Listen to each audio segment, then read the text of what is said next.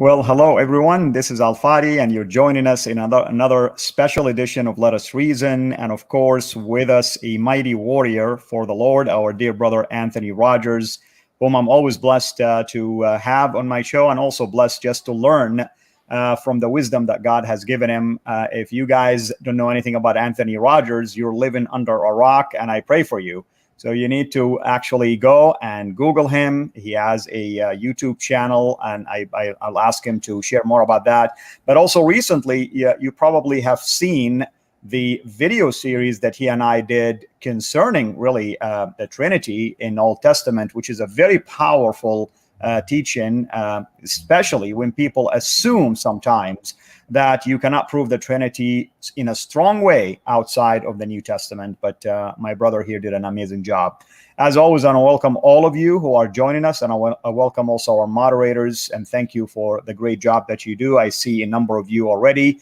And as always, let's keep it professional, folks. Let's keep it focused on the topic. Today's topic has to do with Allah using basically plurality of himself. And believe it or not, folks, I was, heavily involved with the Answering Islam by way of editing some of their articles. And that was the first time I came across Anthony Rogers' name. And it was funny because I was given a 3, I think, or 5-part article about Allah's use of the we, the plurality in the Quran.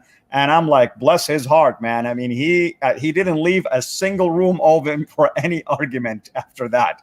So, brother, welcome back, and thank you so much for the work that you do. Give people a quick background about you, your ministry, your YouTube channel, and any recent development, by the way. Yeah, okay. So first, just want to praise the Lord for this opportunity. It's always great to be with you and have an opportunity to edify others.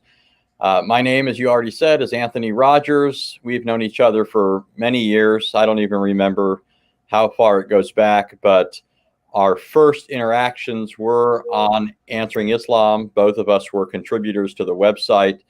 And as you know, but the listeners may not, sometimes the native English speakers will want to address a topic on Islam that may require some insight from those who have the blessing of also knowing Arabic. And I was dealing with an issue early on that you just mentioned regarding Allah's use of plural pronouns. It struck me as curious, especially given what I knew to be the meaning in the Old Testament. That fascinated me. I pursued that with great zeal. I read all sorts of literature on it, and it was considered wise to pass that on to people like yourself, Bassam Madani, and there was another person as well. I know Chochin Cates and Sam Shamoon were both involved in looking at it, but mostly just from critiquing it perspective, making sure all the bases were covered. But so I have been an author on Answering Islam for many years. I've also been a contributor on David's channel for many years. David and I go way back as well. We used to write on the Answering Muslims blog together back when Nabil was still alive. We still can write on the blog. We just don't make use of it. We find it so much more useful to use YouTube. So that gives you something of an idea about me. I also have my own YouTube page, and I've really only in the past couple of months been doing anything on a regular basis on that channel. So I'm trying to build that channel up. Like I said, for years, I've been doing stuff on David's channel, but I'd like to also build that channel up. I also am a pastor. I specifically serve in prisons. I go into the prisons and minister to prisoners in South Carolina. And I also do 100 other things. So, and I have a wife and 4 children. Amen, brother. Amen. And really the prison ministry is crucial, brother, because I'm sure you meet with a lot of people who have converted to Islam. You meet with Jehovah's Witness. You probably meet also with Mormons. You meet with Unitarians. So there is a mixture of things that you end up dealing with. And even outside of that ministry, as you mentioned to me, that you enjoy engaging people theologically in general. And that's what I like, by the way, folks, about Anthony. He's not just specifically one niche, just saying evangelism to Islam and apologetic to Islam. No, he is biblicist. He talks about the issues theologically from the Bible, and all of us as followers of Christ need to be enriched by that. I want to thank Islam Critique for being here with us. Thank you so much, brother. Thank you also for your super chat. By the way, folks, Islam Critique has an amazing show yesterday, and I know he didn't ask me to promote this. When I saw him, it prompted me to remember. He brought a professor in Harvard. His name is Dr. Shadi Hikmat Nasser, which I've been following because of my PhD. And he talked about the topic of qira'at, and Dr. Nasser is one of the world experts in the field. So I encourage you guys to go and watch the show. It was amazing. So thank you, brother, for doing so. And back again to you, brother. So tell me, I mean, obviously, as a Muslim, a former Muslim, the idea of inna, for instance, when Allah speaks that way, well, it didn't bother me. I wasn't thinking much about it. I mean, it's like almost like the plural of majesty, if you wish, even though we're not taught about it this way. But let's talk more about that. I mean, from your perspective and your finding and the damage that this can cause. Yeah, well, obviously, Islam's central article is Tawheed, the idea that Allah is absolutely one. And when Muslims advance this notion, they usually speak of it as if it precludes any notion of plurality in Allah. Now, really, that has to be the meaning, that it excludes any kind of plurality. I don't mean just a plurality of persons, but any kind of plurality in Allah's being. Because according to the Quran, when it rejects the Trinity, it pits this against the notion of Allah's unity. That means that unless the Quran is wrong about the Trinity, then that has to be the notion that it's objecting to when it asserts Allah's unity. And so when you consider that the Christian doctrine of the Trinity is not a belief in that God has, that the persons of the Trinity are simply parts of God. Rather, the persons of the Trinity each share the entirety of the divine essence, right? That's the mystery that's involved in the Trinity. That it's not like human beings where one human being is a particular instance of human nature, right? And then another human being is another instantiation of human nature. Rather, we say all three persons partake of or possess entirely the divine nature. And so what Muslims are objecting to is not the notion that there is a plurality of gods, although they do object to that, and they often confuse the Trinity for that. But for the Quran not to be an error, it has to be objecting also to the notion that there is plurality within God, right? Not just that there's a one being next to another being next to another being. And this was brought out to me through reading all sorts of Islamic sources. In fact, the Shiite sources and the Mu'tazili sources are especially strong here because they actually say that. They'll say that Allah doesn't even have a plurality of attributes. And they chide their Sunni counterparts or antagonists, however you want to view them. They charge them with being guilty of shirk because they believe Allah has a plurality of attributes. And so just those sorts of things started getting me thinking about this. And there were some other things tied into it as well. But I just realized there's something at least initially curious about Allah speaking in the plural. And maybe I could just throw this out there just to sort of get people's wheels turning here. But even if you accept the idea that it's a plural of majesty, which I'm going to show is not true, but even if you accept that, why would Muslims who think that Allah is absolutely one associate plurality with majesty, right? Why think that way if you're a Muslim? If Allah is absolutely one and there's no one more majestic than Allah, then you would think that the appropriate way to express that would be simply in terms that communicate unicity or his exclusivity, his being sole or alone. But no, they say the opposite. They say that plurality bespeaks majesty. Now, I quite agree with that. I do believe the notion of plurality bespeaks fullness, richness, majesty. But then I'm a Trinitarian, and that sort of thinking makes sense to me. But I don't see how it makes sense on an Islamic, foundation. So it was a real curiosity to me. And if I could just also throw in here, this isn't just me. I run across Muslims over the years who find trouble with this notion, and they need their scholars to try and, quell this, brewing problem in their mind. But here is something I read a long time ago. This is on a website called Muslim Matters, and I could give the link to people if they want. But This is just one quote from this particular article. It says, translating the Arabic nahnu to we, when Allah is referring to himself, is therefore highly problematic, not simply because the awkward use of English alienates and confuses the listener, but more importantly, because it obscures the core message of Islam, Tawheed. Okay, so that is a Muslim saying that. And Exactly. then when you look at the comment section of that article, you have other Muslims saying, yeah, this is problematic to me too. I always wonder about this.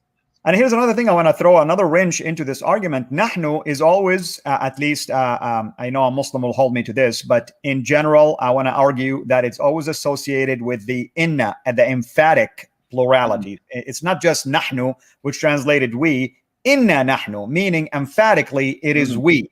And that's kind of like doesn't leave a wiggle room, right, for any argument that it is intended. What about the argument? I'm going to put it right here. One of our friends, Andrew Martin, says that sometimes a Muslim says this is an editorial we. Have you heard something like that before? Well, I mean, so first of all, you'd have to find proof that this sort of thing existed in Arabic at the time of Muhammad. And that's part of my argument. So this isn't the only attempt to explain this. It's the most popular, the royal we, I mean. The royal we is by far and away the most popular. But there are all sorts of attempts to explain this. One of my basic problems with any of these explanations, so this covers all of them, is that you do not find Muhammad explaining these things in this way in the Quran. Okay, the Quran is supposed to be exhaustively detailed. It's supposed to explain its verses and its meanings. And where the Quran itself doesn't, Muslims expect the Hadith to do so. But we don't find anything like that. And so you either have to say it was introduced in the Quran, but you don't find that, or you have to say it can be discerned from Quranic usage. And I'll argue you can't find that either. You can't show that this is the way it's consistently used. But then thirdly, if you can't find it in the Quran, either as an explanation or just by observing how it's used, then you have to show it was a feature of Arabic grammar at the time of Muhammad, right? And you just can't do that. There isn't examples of the royal we, the editorial we. You know, I mean, it's not a newspaper, right? For one, I mean, I'm not trying to, you know, cheapen the argument, but what basis is there for believing that there's an editorial we in Arabic prior to the Quran or contemporaneous with the time the Quran was written? So that would just be an initial observation. But I have actually, I'm holding back here just a little bit because there's really a lot more devastating argumentation, but I want to save it for some of what we'll talk about as we go along, especially when we discuss the royal we. But after knocking down several of these, what I'm going to show you to the chagrin of Muslims is that Muhammad was actually asked to deal with this question. And how he did so is quite embarrassing. Very good. Why don't you walk us through the argument, brother, and I'll interject thoughts, and also we'll check for questions periodically. Okay, so I'm going to tell you just a little bit of, right now about where I finally end up. This isn't my entire account of you know, where I arrive at. But I do believe that ultimately the explanation is that for why Muhammad employs this way of speaking in the Quran for Allah is that he picked it up from Jews and Christians like a dog picks up fleas. You know, a dog doesn't know where it gets these fleas, right? It doesn't know where they come from. It's just strolling along and the fleas jump on it. Well, Muhammad overheard Jews and Christians. Again, I'm just throwing this out there so you have an idea. But he's overhearing Jews and Christians recite their scriptures, and he hears God speaking in the plural, right? Passages like Genesis 1:26, where God said, "Let us make man in our image according to our likeness." And by the way, those are true plurals. They do refer to a plurality of persons. It's not a plural of majesty or an editorial we. And if you want proof of that, I have many articles on the subject, but I think recently did a whole, I did a whole series on this recently. If you go to my YouTube page, it's called The Old Testament Witness to the Trinity. So the first couple of episodes, I kind of try and deal with that. But in any case, Muhammad overheard this kind of speaking in when he heard the Jews and Christians reciting. Let me just recite or give you a hadith here as an example. This is from Sahih al-Bukhari, 6944, or it's in other editions, book 89, hadith number 5. This is just to establish that Muhammad overheard Jews and Christians reciting things. It says, narrated Abu Huraira, while we were in the mosque, Allah's messenger came out to us and said, let us proceed to the Jews. So we went along with him till we reached Bayat al-Midras, a place where the Torah used to be recited and all the Jews of the town used to gather. Okay, so not only were the pagans reciting their poetry, not only was Muhammad reciting his putative revelations, but the Jews were reciting the Torah. And then elsewhere in the Hadith literature, you hear that the Christians did the same sort of thing. This was a common thing, especially in an oral culture. It wasn't distinctive to Islam. So my claim, at least initially here, is that Muhammad overheard this sort of thing. He started to use it when giving his revelations, assuming it just to be the way God speaks.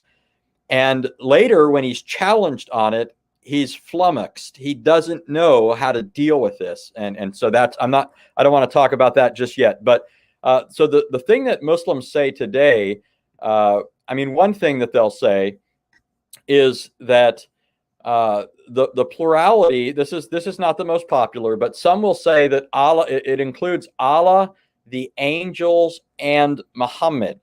Now you can kind of understand why they might think that. After all, the Quran is allegedly being revealed from Allah through Jibril to Muhammad. So when it's being recited, in some sense, you can say it involves all three, right? Muhammad is sort of the mouthpiece for the other two.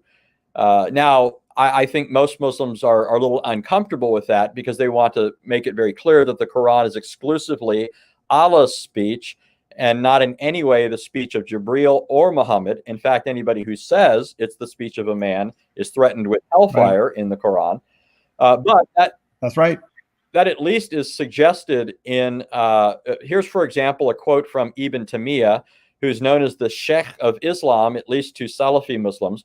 But he says the view of the Salaf, that's the early generations of Muslims, the view of the Salaf of this Ummah and of its Imams and later generations is that the Prophet heard the Quran from Jibril and Jibril heard it from Allah. The use of plural forms in such phrases is the style of Arabic speech used to refer to one who is of high standing and has helpers who obey him. So here you get the impression from Ibn Taymiyyah that he's saying Allah employs this plurality language because he's including Jibril and Muhammad as his helpers in this language. Now, the problem with that is, among other things, while you might be able to find statements of the Quran that use plural speech that could seemingly comport with that, agree with that, there are many uses of we and us and our and so forth that don't admit of that kind of understanding. If for no other reason than that Allah speaks as we to the angels and as we to Muhammad, right? Just to give a couple of examples here. This is Allah speaking to the angels. It says in Surah 234, behold, we said to the angels, bow down to Adam. That's right. That's right. And also another example, Inna nahnu nazzalna dhikra wa inna lahu lahafidhun, chapter 15, verse 9, we revealed the remembrance and we will protect it. So are you telling me Muhammad and the angels are part of that? Then they all failed actually in doing so. Right, right. And we could easily multiply, as you know, in my article on this, it was five articles long, right? I don't remember how many pages each article is. I think it's at least about 50 pages, roughly 10 per part.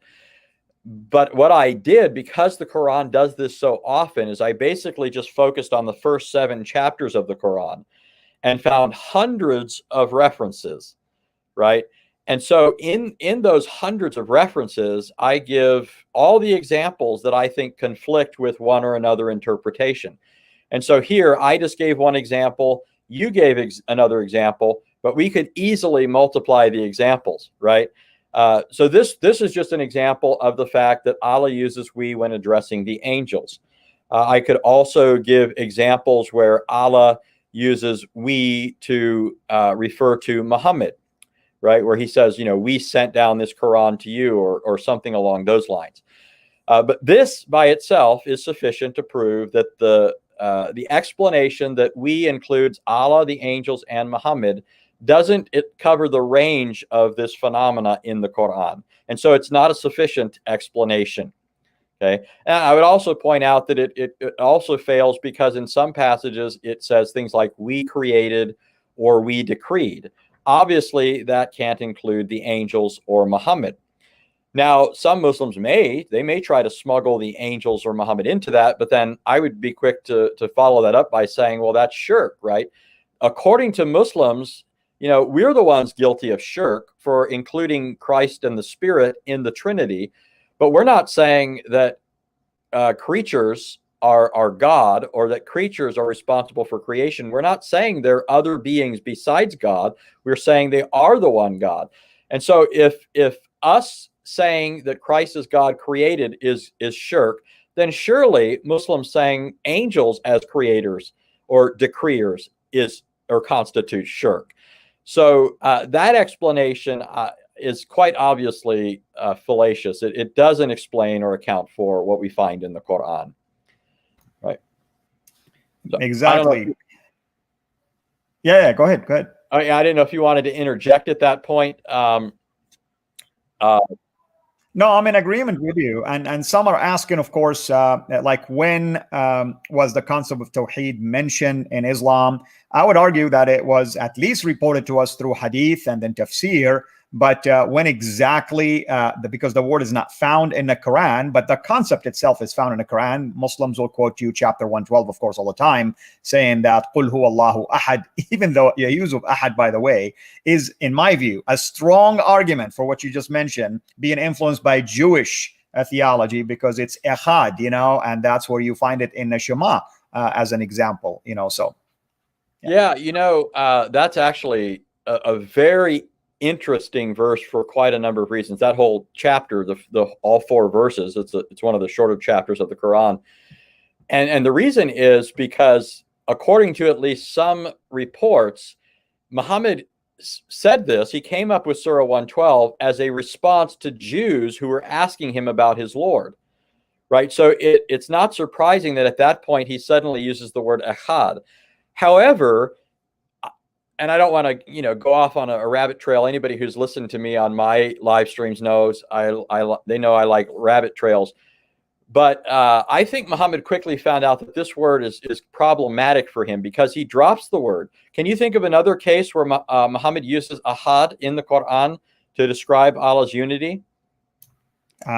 There isn't. I mean, it's used, by the way, to describe ahad as one of for other instances, but not describing God, which is the argument we raise. If you want to use it from a pure Arabic, it does not say one. One is wahid. You know, why would you use something strange like this for it? Right. And a second curiosity to me about that, not just a curiosity, this is another issue that I've pursued.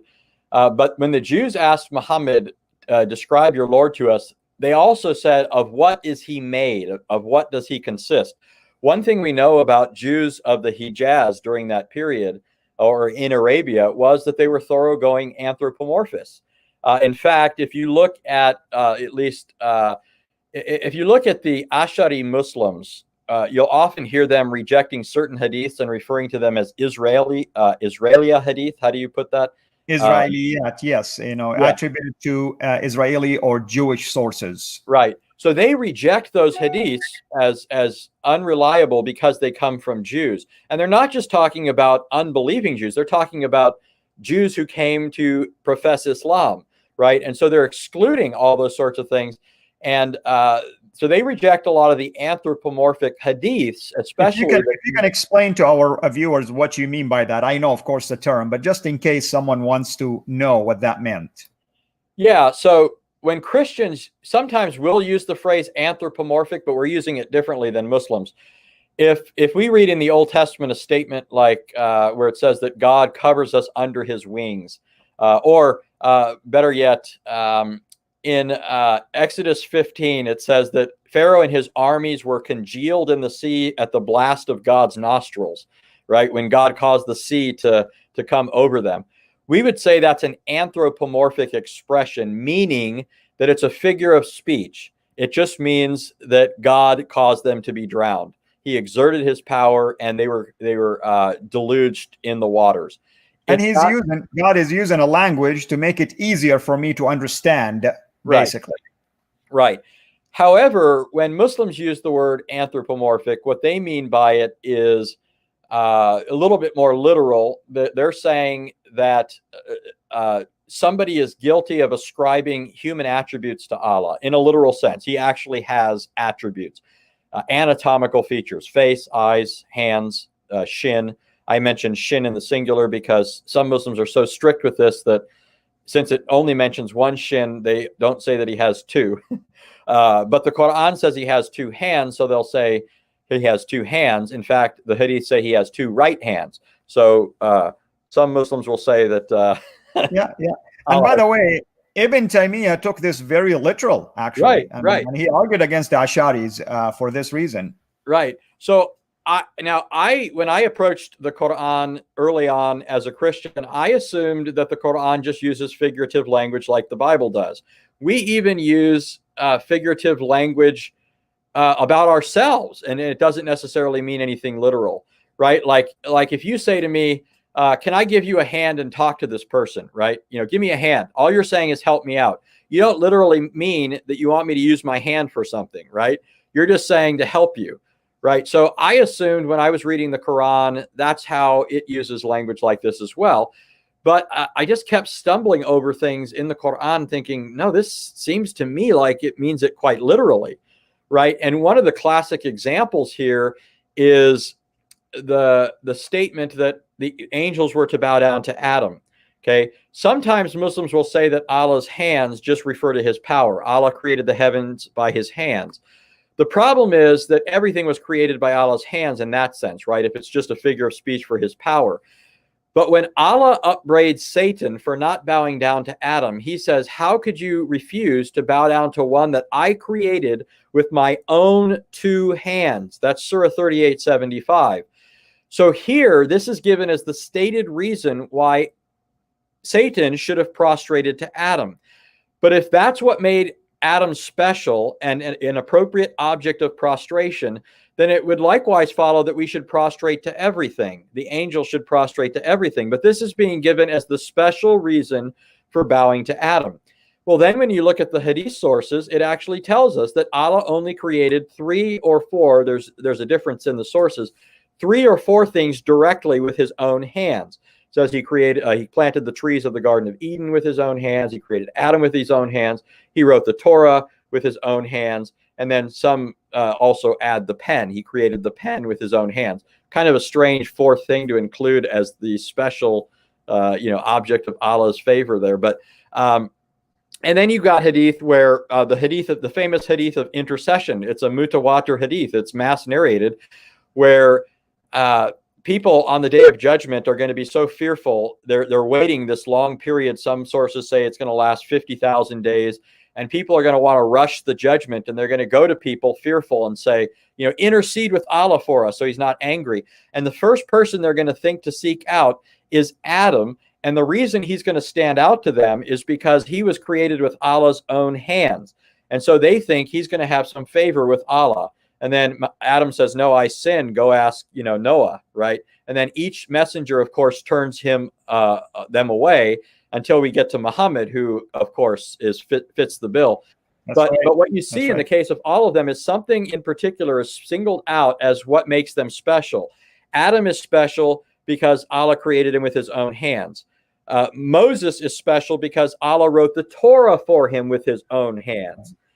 Abraham is special because he was the friend of Allah. Jesus is special because he was the word and spirit from Allah. So it's very clear that Adam is being singled out in a special sense as the object of what Allah created with his hands. So I don't want to keep going with that. We'll lose completely the us thing. But the reason I brought this up is because the Jews were anthropomorphists. They believed this sort of thing in the 7th century. And that's clear from all sorts of sources. And these are the Jews Muhammad's interacting with. These are the Jews who are asking him in Surah 112, what is your Lord made of, right? Not only who is your Lord, but what is he made of? Well, you probably know, if you look at Surah 112, that one of the things Allah says there is Samad, right? He doesn't just say that he is Ahad, he says Samad. Yeah. How do Muslim translators translate this? They're all over the map. Exactly. They're all over the map. If you look at the translations, some will say eternal. They've got like 20 different interpretations of this. If you look in not Ibn Kathir, Al-Tabari, you look at Al-Tabari, he gives 40 different narrations about this. And the one he says that is authentic that goes back to Muhammad says it means solid. And there are other sources that verify this as well. It says solid. Your Lord is solid. Remember, he's supposedly answering the Jews who said, what is he made of? And Allah says he's solid in the Quran. So I find that particular passage that Muslims think is just this bastion of proving pure Tawheed, pure monotheism. Number one, it doesn't prove it because it chooses the wrong word, ahad, meaning one of. And then two, it uses a word that implies anthropomorphism, which is clearly patently contrary to the absolute, deity that we see presented in Scripture and believed in by at least historic Orthodox Jews and Christians. Absolutely. Renee, thank you so much for your super chat. Renee has a question in light of what we have covered so far. If Allah says we, isn't that an act of shirk, basically? Even if it includes Muhammad and the angels, let's say, use that argument. Yeah, well, certainly if it includes Muhammad and the angels, because some of those passages say things like we create, we decreed, we sent down, and it's not even the statement we sent down is not inconsistent with the notion that it includes Muhammad, because there are even passages of the Quran that seem to suggest that Muhammad was sent down. I think it's in Surah 5 where it talks about the Quran and a light or whatever that were sent down with him, referring to Muhammad, but it uses the phrase with him. Right? How is the Quran or whatever sent down with Muhammad unless Muhammad himself has been sent down? And some Muslims have taken it that way. Qurtubi took it that way. Other Muslims took it that way. But anyways, it is shirk. It's shirk because it would entail that they are in some sense involved with Allah in things like creating, in things like decreeing, and in other acts that Muslims accuse others of being polytheists for implicating others in, right? Remember, right. Muhammad was the one who said that the pagans of his time were guilty of shirk because they said other people could be intercessors with Allah. They didn't claim their deities were higher than Allah or equal to Allah, right? So it doesn't work to say, well, the angels are lower than Allah, they're serving Allah. Muhammad was objecting to the very idea that the angels or some other intermediary beings were involved even in an intercessory way in these activities. And so if we turn around, or if Allah turns around in the Quran and includes them in these activities, well, then it's shirk just as much as they think it is when they turn those arguments against other, polytheists. So I'm going to piggyback on what you just mentioned, and I'm going to read one verse right now, and I want people to hear how many persons are speaking either directly or indirectly or spoken of in that verse. So for instance, if anyone were to go and read a translation, even though in Arabic it's true, translation of Surah 17 verse 1, which really talks about this ascension, technically speaking, the ascension that Muhammad took all the way to heaven through the Aqsa Mosque, which is the far mosque, which that's a whole different debate, by the way, whether the mosque was in existence at that time or not. It says glory. Now, if Allah is speaking, look how Allah is speaking right now in this verse. Again, chapter 17, verse 1. Glory be to him who made his servant to go on a night from the sacred mosque to the remote mosque. Notice Allah is speaking about himself right now. And then it says, of which we have blessed the precincts so that we may show to him some of our signs. Surely he is hearing and seeing. Look how many ways Allah spoke about himself, basically, if he is Allah that's speaking. Otherwise, we have at least three persons involved in this whole conversation. Actually, so think about this. When Allah uses the plural, it's plural, right? It's not dual. There's a dual in Arabic, right? So this has to mean at least three or more, right? When he speaks in the plural. That's correct? That's correct. I'm muting myself. Yes. Yeah. Correct. So my point here is, so you have Allah speaking in the plural, but he also speaks about Allah in the third person. That's right. That's like we've seen here. Yeah. So now you have at least four persons. Allah's, and even if you try and take the plural as somehow a singular referent, he's still talking about Allah. So you still have a two persons. Now, some people might try and say this is just Iliism. And, if it was, to me, the problem with that sort of thing, Iliism means when one person talks about himself. You can do that. There are certain contexts where it makes sense to do that. But Allah does this far too often. And this is not just my observation, by the way. Neil Robinson, in his book, what's it called? I have it here somewhere. Anyways, Neil Robinson, in one of his books, points out just the sheer volume of times that Allah does this, where he banters back and forth between using the singular, the plural, first person, third person. He says it's dizzying and hard to keep track of. And he's saying this as somebody at least favorable to Islam, if not actually a Muslim. I've heard conflicting accounts of whether he's Muslim or not.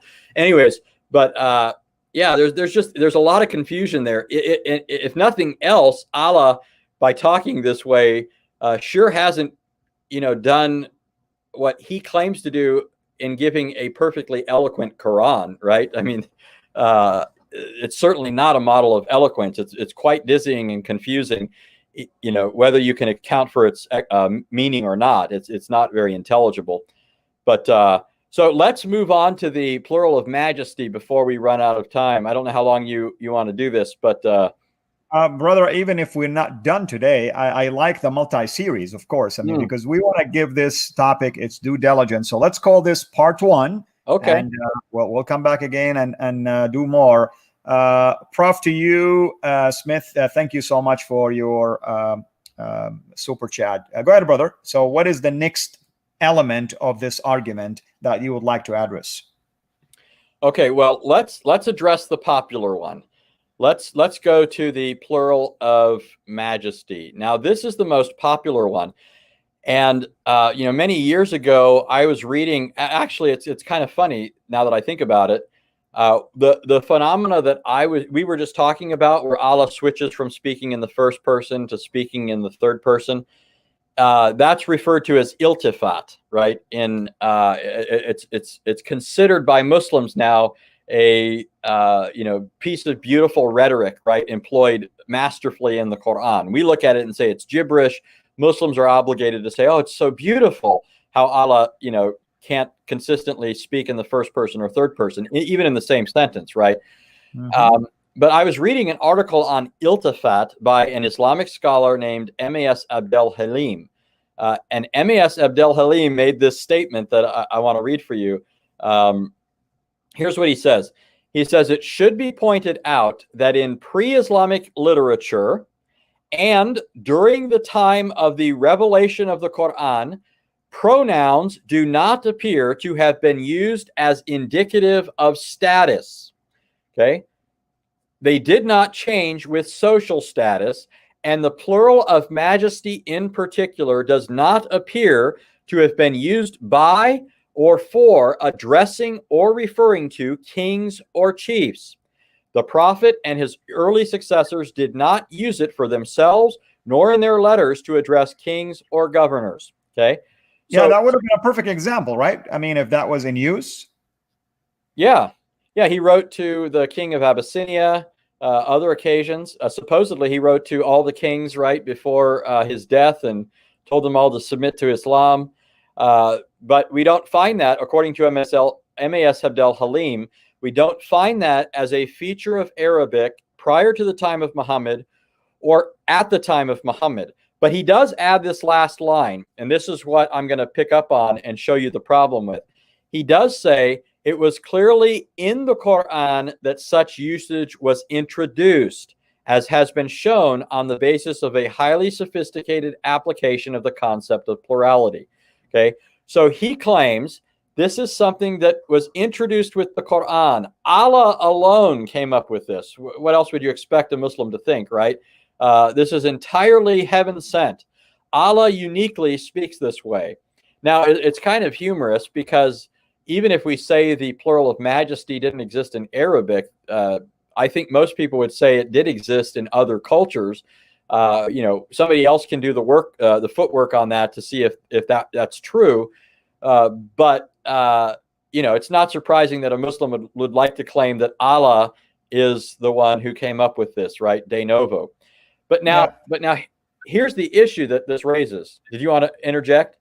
I was just going to say, this is yet another example and proof that Muhammad was influenced by the Jews. That's the only explanation for it. Right, right. So here's what I started thinking after reading that article by MAS Abdel Halim. I started thinking, okay, if it wasn't, because a lot of times Muslims will say it's just Arabic, right? Like, I understand that contemporary Muslims are now comfortable with this, right? It makes sense for them to just understand this as a plural of majesty. But the issue is, now that you realize it wasn't part of Arabic grammar at the time, it wasn't how they spoke, then the question becomes, how did anybody that first heard the Quran understand this unless it was explained to them, or unless the Quran in some way indicates the meaning of this plural language, right? Because otherwise it's just inexplicable. It's an enigma. And how can that be in Allah's perspicuous book, right? It's supposed to be perfectly clear. And in fact, you're going to find out that this is what this will be in another broadcast, but remember that Muhammad claims the Quran is clear. He supposedly preached for 23 years, right? From the time of his prophetic calling in 510 to, 23 years later, 22, 23. I know there's a little bit of, question there, but for 22 of those years, Muhammad was saying the Quran was clear. As soon as the good old Christians of Najran came and challenged Muhammad on using plural pronouns for Allah, suddenly Muhammad started singing a different tune. But everybody who wants to know about that's going to have to come back to the next episode because we're not there yet. But you guys heard it. There's a second episode. I hope everybody recorded that. Yeah. So here, though, I realized, if that wasn't part of Arabic grammar at the time or usage, then how does anybody know this is a plural of majesty, right? Unless Muhammad explains it or Allah explains it, or I would grant that you could also show this is how it's consistently used in the Quran. So let me read for you some statements from Muslims that are going to help us to see if this is the case. This is a statement from Sheikh Karamali. You might be familiar with him, I don't know. But Sheikh Karamali says, when he, Allah, uses nahnu, we, to refer to himself, nahnu is the royal we and connotes majesty. Someone steeped in the Quranic language will feel humbled before the divine majesty when reciting such verses. This humbleness in the essence of worship, which defines the relationship between servant and master. Verses that speak of resurrection and judgment, for example, have a powerful aura of divine majesty. Okay, so now think about this. If it's the plural of majesty, you would expect the Quran to use the plural when it's speaking in some sense of Allah's majesty, and as seen in its connection with things like judgment or resurrection. That's what Karamali is saying. Okay, here's another statement. Okay, this is a statement from Muzammil Siddiqui, And I remember Muzamil Siddiqui from many years ago. He debated a favorite theologian of mine, Dr. Greg Bonson at Orange Coast College, along with a Jewish guy named Rabbi Landis. It was a great debate. People should go listen to. I don't think it's on YouTube though. But in any case, Muzamil Siddiqui, this is what he says. This is a style of speech. Sometimes the speaker says I, and sometimes we. We also use that in our conversations. In the Quran, you will see that often the first person singular, such as I or my, is used when Allah speaks about his love, his care, and closeness and forgiveness for his servants. In a similar way, the first person plural is often used when Allah speaks about his power, majesty, glory, great deeds, or when he speaks about his anger and wrath for the sinners and criminals. Okay? So here you have another Muslim saying, I, now he introduces the usage of I. It refers to Allah's closeness, his nearness, his forgiveness, and we represents his anger, his wrath, his fury, his majesty, right? So this reminds me of an old nursery rhyme. I don't know if you heard this growing up, Al, but some of your listeners probably have, where it says that, little girls are made of sugar and spice and all that's nice, and little boys are made of snips and snails and puppy dog tails. Right. Well, so according to these scholars, when Allah uses I, it refers to these beautiful things like his love, his care, his forgiveness, all these sweet sounding things. But when it's talking about Allah's transcendence, his wrath, his anger, his fury, his judgment, it uses language like we. Okay. So this allows us to test the theory. Okay. Remember, Allah doesn't explain it in the Quran. Muhammad doesn't explain it in the Hadith. It's not a part of Arabic language at the time. So we have to look at Quranic usage. Does the Quran use these terms in this way? I for his immanence, his nearness, his closeness, his care, his love, and we for his majesty, anger, wrath, and all of that. Well, it might on a handful of occasions, but I can show you dozens and dozens and dozens of times where it does precisely the opposite. In fact, I can show times where it uses I and we in the same context to talk about Allah's wrath, and I and we in the same context to talk about things like his love, his care, and his forgiveness. But let me just give you, and I also could have quoted Yusuf Ali here, by the way. He also has a statement to that effect. But okay, let me give you some. Go ahead. Huh? Yeah, go ahead. If you want to quote him also. Okay. So according to this explanation, one would expect to find plural pronouns used when Allah's transcendence, majesty, power, glory, great deeds, anger, and wrath are in view. And while there certainly are such passages, there are a great many of others that do the opposite. Give you an example. This is Surah 2, 126, where Allah says, "For while I will grant them their pleasure," talking about a certain group of people, it says, "but soon will I drive them to the torment of fire, an evil destination." Right? Allah says, "I will drive them to the torment of fire." Does that sound like Allah's love, his care, his forgiveness? Why is he speaking in the singular? Isn't he supposed to be speaking in the plural?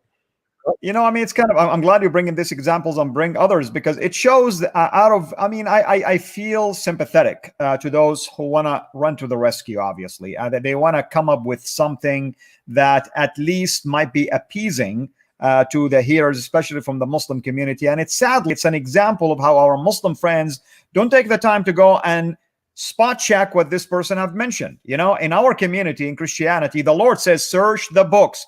If you come to me, Anthony, right now and tell me this, you know what? I'll go and double check. Are you telling me really the truth or pulling my leg, basically? So keep going, bro. Yeah, and think of how often, sometimes Muslims will claim, like if we read a verse of the Quran and we say it obviously means something, like a verse where the Quran seems to clearly say that the Bible is the word of God, it's been preserved, it was intact, in the possession of Muhammad's contemporaries, between their hands, all that sort of thing. The Quran, it clearly says that. Muslims will say, well, we've got to go to the scholars, right? And or they'll say, where's your proof that that's how this was interpreted? Okay, well, we could equally ask the same question here. They've just bought, in fact, when we do bring the proof, what do they say? Oh, they say that's a weak hadith, right? Well, I'd like a Muslim to bring me even a weak hadith explaining Allah's use of plural pronouns. Bring me a weak hadith. I'd like to see it, right? Even a weak one. But they can't do that, right? But this ties in with your point, because they've just accepted this. They've just accepted that this is a plural of majesty without any basis. Their scholars have not demonstrated this to them, right? And we know that. We know that because, again, their scholars say, if you look at their actual scholars like M.A.S. Abdel Halim, it wasn't a feature of Arabic at the time of Muhammad, right? He claims it was introduced in the Quran, but where's the proof of that, right? Where is the proof that it's introduced? I've just shown an example of scores of examples. In fact, I'll give a couple of others just so people see that I'm not just, out on a limb and maybe found a stray verse. Maybe one of Allah's verses got away, but the rest of them are consistent. Here's Surah 356. As to those who reject faith, I will punish them. I will punish them with terrible agony in this world and the hereafter. I thought I is the word for closeness, forgiveness, tenderness, care, right? That's not what we see here. That's Surah 3, verse 56. Here's Surah 5, verse 115. I will punish them with a penalty such as I have not inflicted on anyone among all the peoples, right? Surah 7:18, hell will I fill with you all. I hope everybody's starting to see this. There's a pattern here. Allah likes to speak in the singular when he's referring to things like his wrath, his anger, his fury, the very opposite of what the plural of majesty theory suggests, right? Now, I can actually do the same thing with the use of the plural we. I can show the word we being used to state things about Allah's forgiveness or his mercy or his care or his closeness. For example,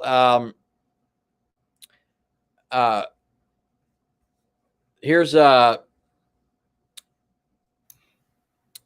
2, verse 23. This is the book. In it is guidance sure, without doubt, to those who fear Allah, who believe in the unseen, are steadfast in prayer, and spend out of what we have provided for them. Okay? So here's Allah. Clearly, this is something bespeaking his closeness, his nearness, his care, right? This is what he provided for them, but he says we provided it. Why isn't it in the singular? Why is it the opposite of what the theory suggests should be the case? Right. Let me interject one quick thing here about how Allah sometimes even talk about himself as if he is one of many others, and he's not really, basically saying there is no others. No, he's saying I'm comparing myself to others. Now, I'm looking at it from Quranic standpoint. I mean, they're the one who's saying he's the only one. Look what he says, for instance, in chapter 37, verse 125. I want to thank BMW 635. I didn't know, by the way, BMW have 635 model, but maybe. So BMW 635 mentioned that, and I appreciate that reminder, of course. In chapter 37, verse 125, Allah says, do you call upon Baal, basically, and leave the best of creators? So in other words, I mean, as if he's saying Baal is a creator, but I'm the best of these creators. I mean, the argument is laughable, actually. Yeah, so that's actually a whole other topic that'd be interesting at some point, because the Quran says that Allah refers to Allah as witnesses, as heirs in the plural, reckoners, knowers, inheritors, responders, possessors, planners, senders, expanders, creators. I have a whole list of all these plural terms that Allah uses for himself. But yeah, like you said, best of creators. How many creators are there, Allah? Right? So yeah, so we have an inconsistency here.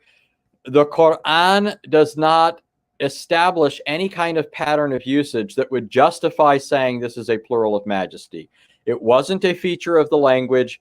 It isn't something that Allah explained in the Quran or Muhammad explained in the Hadith, and it isn't even something that can be established by any kind of consistent usage of the Quran. Again, if people want to see just how many passages break the mold, just go get my articles, right? Al has read this, so he can testify. The examples I'm giving you are just the tip of the proverbial iceberg. Okay. There's plenty more where that comes from. So don't take my, one or two examples as the only examples I can give. Let me give one more here to show that. Yeah. So give me 1 second, brother. Folks, here is the first part of Anthony's article. The minute you click on it and you read it, you're gonna fall asleep at the end of the day. I can assure you guys, this is a perfect example of how Anthony did a job I don't think anyone would have wanted to do. Read that, and then it will prompt you to part 2 and part 3 and so on and so forth. Yeah, what Al's pointing out is the article is a bit tedious, and it's tedious just because, I thought nobody's ever done this, right? Nobody. I just hear the claim all the time, but I don't know anybody that's ever actually looked at this, and I wanted to make sure that I had covered all the bases and nobody could claim that I had overlooked things. I just wanted all the information there. I didn't really think of it as the sort of thing somebody would include on their list of things to read for pleasure. It was more, this is something to become familiar with and then use at your leisure or how you will, right? And brother, I want to give you a kudos for this, Lord bless you, because this is a question always Christians ask me. I mean, whenever I'm teaching, why does Allah use the we? And I always give them these 2 quick answers. It's either these are some of the examples, explanations you receive, or if you want to know the deeper one, go to Anthony Rogers, series on it, and then you'll enjoy the depth of that. Brother, are you planning even an updating it? Because since you wrote it, I mean, I know there's a lot of wonderful data that you're bringing into this. Maybe you can do part, another part. Maybe you want to do an edit to it, or maybe a whole new series, because this is very powerful, by the way, powerful for both sides, for Christians to understand and for Muslims to see for themselves what's going on. Yeah, well, I mean, part of it is, so back in the day, I'll leave names aside, but as you know, Answering Islam was a more active website. I love the website. I think anybody who doesn't go to Answering Islam is squandering a valuable resource. It's still, in my mind, although there's so much out there, it's still, in my mind, one of the best single resources on Islam. If you're just talking about a one-stop shop, it's Answering Islam all day, right, as far as written material. You have stuff on there from classical writers, right, Christians from the past. I heard somebody on your show the other day, I think, that was trying to come up with the name of a Muslim who was a famous, a Christian who was a famous missionary to Muslims. And I knew he was talking about Raymond Lowell, but he couldn't think of the name. But anyways, it has Raymond Lowell on there. It has Samuel Zwemer on there. That's right. It's got all kinds of Al-Kindi, just all these great resources of Christians from the past. It also has so many incredible things from Christians up to the present time. Stuff from you, stuff from David, stuff from Sam, stuff from so many others, Callum Beck, Samuel Green, just so many of us that have been writing for the website over the years, that, everybody should go see it. But well, here's the thing, brother. I promise you, I am going to start a blog, and I want you, you write anything, I will personally publish it for you. But we still want to be praying for the brother, in Answering Islam to keep up with what's going on, obviously, as you know. So just to finish that thought, was just that the administrator of the site, some things came along, and he's become busy, right? And that has just meant that the publishing became very slow, and for me, it just became, I just started focusing elsewhere to get things out, and YouTube became such a useful tool that, I just spend so much time doing that. But I do love writing, so I could easily be prodded back in that direction. And of course, a lot of times when I talk, I'm using articles that I've written in the past as my, Sam does the same thing. He goes to his articles where he has things listed. Of course.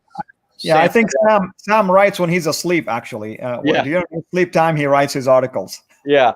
And of course, he's got a file cabinet in his head, but, but he still will pull things up on his own articles because it's there in a very, it's all there handy for him. So I do like writing things because it puts it in one place. But we'll see. One of these days, maybe I'll revamp that. I will say this: if somebody wants to read a shorter article, where I'm actually looking primarily at the use of this in the Old Testament, I have an article called, I think it's called The Plural of Majesty. Allah is neither plural nor majestic. I think that's the name of the article. And that's about 10 pages. But I'm primarily focused there on the Old Testament usage. There, I'm pointing out that there's no such thing as a plural of majesty in Hebrew when it comes to verbs. And that's just a fact, right? I mean, it's stated by one Hebrew grammarian after another. I mean, you could look at Emil Rodiger, who updated Gesenius's famous Hebrew lexicon. You could look at Taylor Lewis, a classical and biblical scholar. One scholar after another points out there's no such thing as a plural of majesty in Hebrew when it comes to verbs.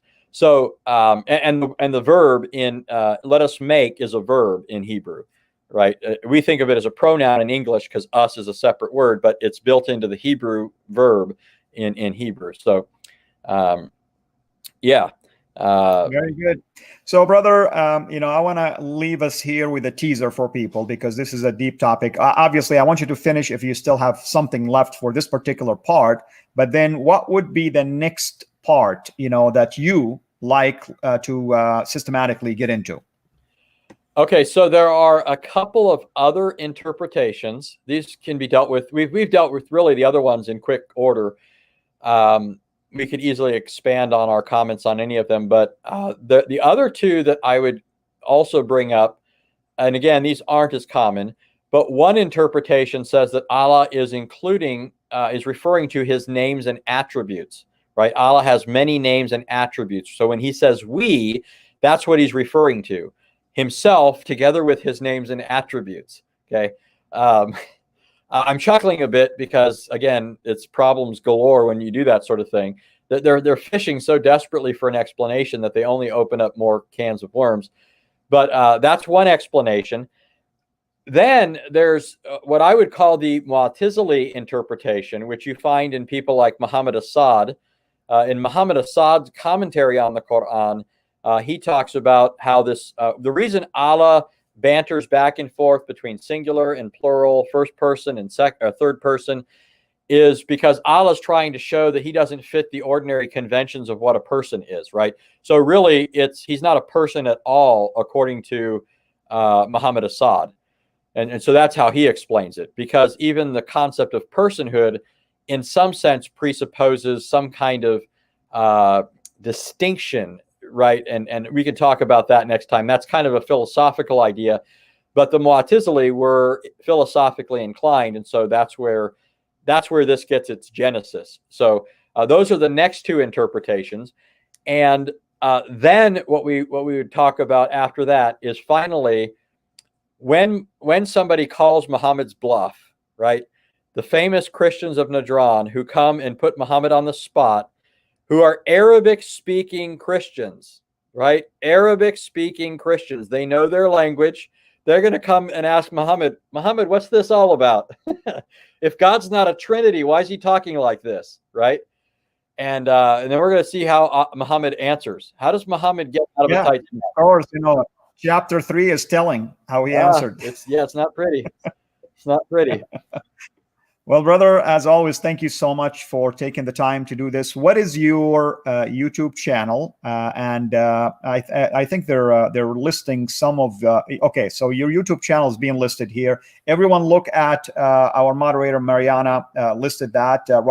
Anthony Rogers' YouTube channel is there, and I'll make sure that I'll take it and put it in the description also, so that you guys can go there. And brother, if you have a mean for people to gift, financially to you, please provide that to me to put it in my description as well of your channel. And here comes the pause. Oh, yeah. So I thought you were still talking to the viewers, and I was reading. No, for you, if you have a mean for people to support you, mention that as a Patreon, PayPal, and also provide me, those links so we can make sure that people know about them. Okay. Yeah, I was just looking at the comments here. So very cool. Yeah, next time will be an exciting episode, folks. Again, you're not going to want to miss it, because actually, I will say this, just again to sort of encourage people to watch it. what we're going to look at when we finally get to how Muhammad tries to deal with this actually creates huge problems, not just for this issue, but for a whole host of issues when it comes to Islam. Right? This opens up a real problem area for Islam, and it really permeates the whole religion. So yeah. I wish people would make use of this. So hopefully I can get this out there more, on our broadcast. Absolutely. And you and I will decide about the next time. And there'll be part 2, folks, and hopefully even part 3. And I ask Anthony if he would consider to be a regular here, so that as long as his schedule permits. Of course, everyone, thank you so much as always. And here is just a quick snapshot of next week, at least what I know. We're going to finish with Brother Alex Blagojevich, at least the series that we've been doing. And I know Anthony's shaking his head. That's okay. Close your ears. And then we have also the textual criticism with Brother James E. Snap Jr. We are continuing part 2 and part 3. Next time we're going to talk about this coming week. We'll be talking about the ending of Mark. And then the week after, we'll talk about the passage about the adulterous woman in John chapter end of 7 and also part of chapter 8. And we will have an amazing testimony of someone who left Christianity, accepted Islam, left Islam, came back to truly following the Lord. And it's almost, you get 2 for 1, because his journey back brought another person as well. And we'll leave it that way. I'll be announcing those. So Wednesday, Friday, and Saturday. Saturday will be the testimony, and I will be making these announcements and giving you guys the schedule for them. Brother, thank you so much, as always. We're blessed to have you, and may the Lord, of course, continue to use you in a mighty way. Thank you, everyone, and thank you for the moderators. Thank you for those who gave through Snapchat, and I appreciate you. God bless. This is Fadi, over and out.